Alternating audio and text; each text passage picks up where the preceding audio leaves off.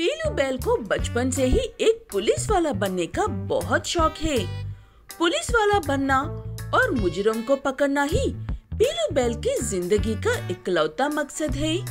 इसलिए वो सिनेमा हो या टीवी शो हमेशा पुलिस की कहानियाँ ही देखता था। ऐसे पीलू बैल की नौकरी टेड्डीपुर नाम के एक गांव में लगी है।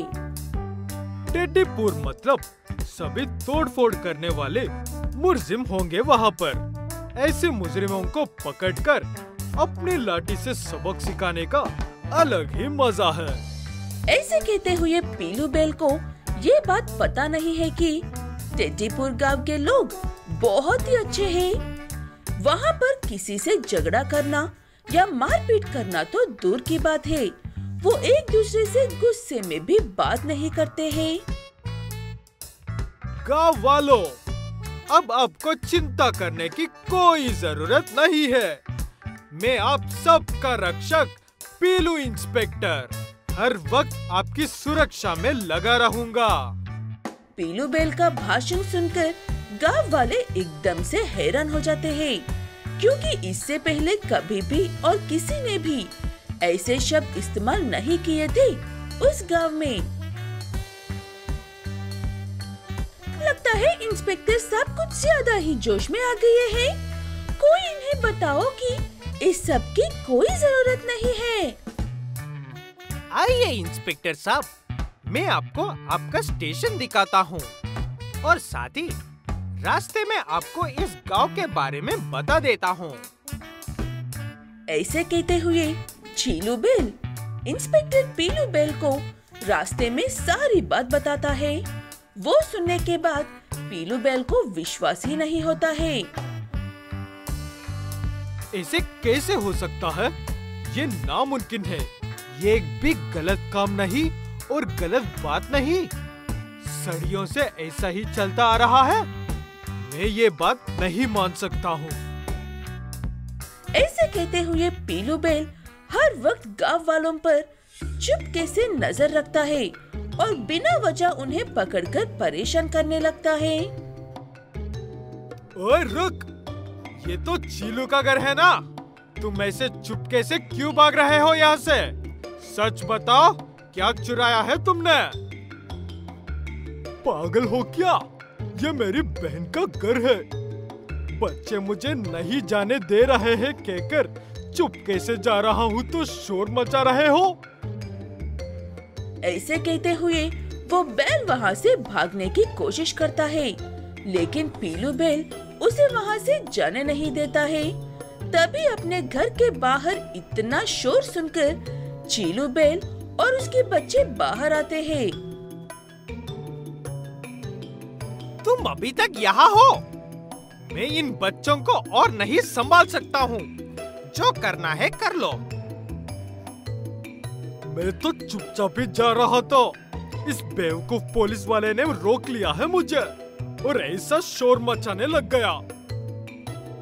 ऐसे पीलू बैल से परेशान उस गांव के सभी बाले लोग मिलकर कैसे भी करके पीलू बैल को उस गांव से भगाने की योजना बनाते हैं। हाँ, तुम बिल्कुल सही कह रहे हो। हमें हर छोटी बात पर शिकायत दर्ज करवाकर उसे इतना परेशान करना होगा कि वो खुद ही चला जाएगा यहाँ से। ऐसे कहते हुए गांव वाले छोटी बात पर शिकायत दर्ज करवाते हैं। कोई कहते हैं कि मेरी मुर्गी खो गई है, तो कोई कहता है कि उसके नए चप्पल नहीं मिल रहे हैं और बच्चे भी उन्हीं का साथ दे रहे थे। इंस्पेक्टर जी, मुझे एक बहुत ही जरूरी शिकायत करवानी है। मुझे मेरी पेंसिल नहीं मिल रही है। ये एक पेंसिल ही तो है बेटा। तुम सब मुझे क्यों परेशान कर रहे हो? दूसरी पेंसिल खरीद लो ना बेटा। सर जी, वो पेंसिल आपके लिए सिर्फ एक मामूली पेंसिल होगा, लेकिन एक विद्यार्थी के लिए एक भविष्य होती है एक पेंसिल। पीलू बैल आखिर में हार मानकर वहाँ से चले जाने का फैसला करता है। मेरा सपना था कि मैं मुजरिमों को पकड़कर जेल में बंद करूं जो औरों को परेशान करते हैं। एक ना एक दिन मेरा सपना जरूर पूरा होगा टेड्डीपुर वालों। ऐसे कहकर पीलू बेल हमेशा के लिए वहाँ से चला जाता है। एक खूबसूरत से जंगल में जीतू और जिन्नू नाम के खूबसूरत से चिड़िया रहते थे। उनके पास ज्यादा पैसे तो नहीं थे, लेकिन जैसे तैसे उनका गुजारा हो रहा था।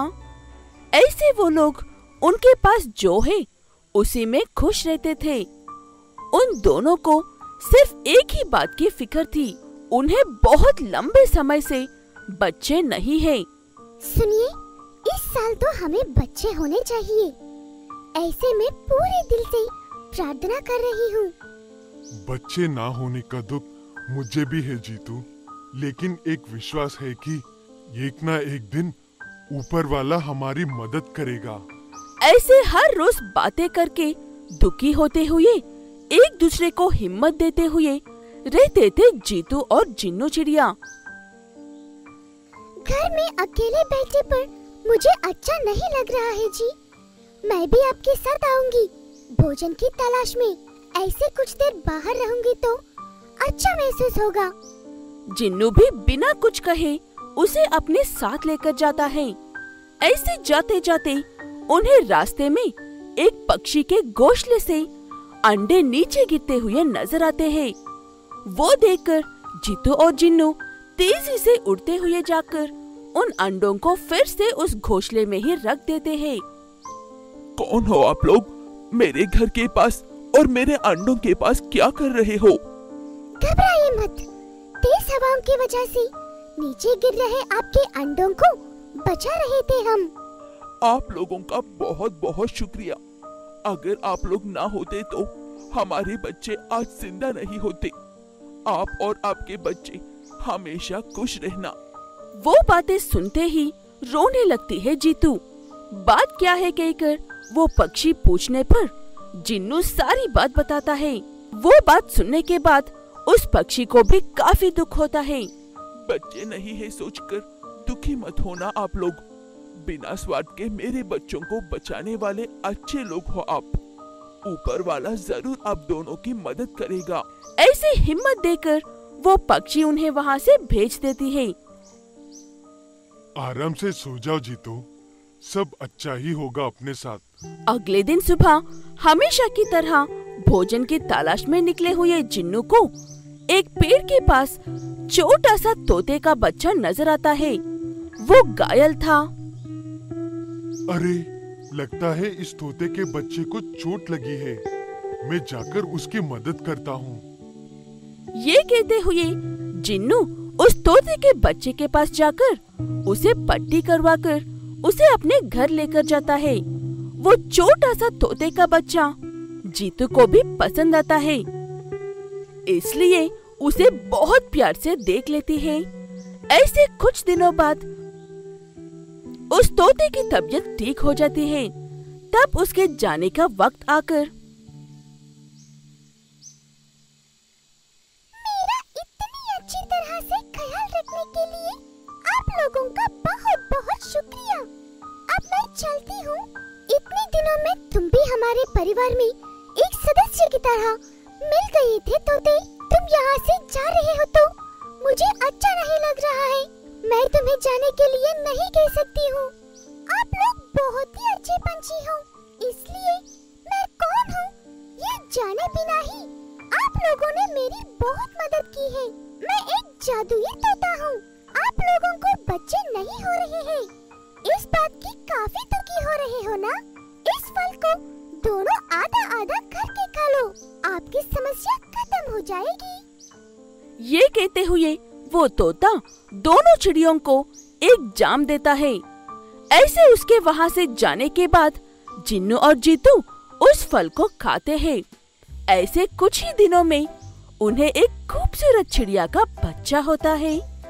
ऐसे बच्चे नहीं है कहकर जो दुख था उस दिन से वो दुख खत्म हो जाता है। दोनों ही तोते को सच्चे मन से शुक्रिया कहते हैं।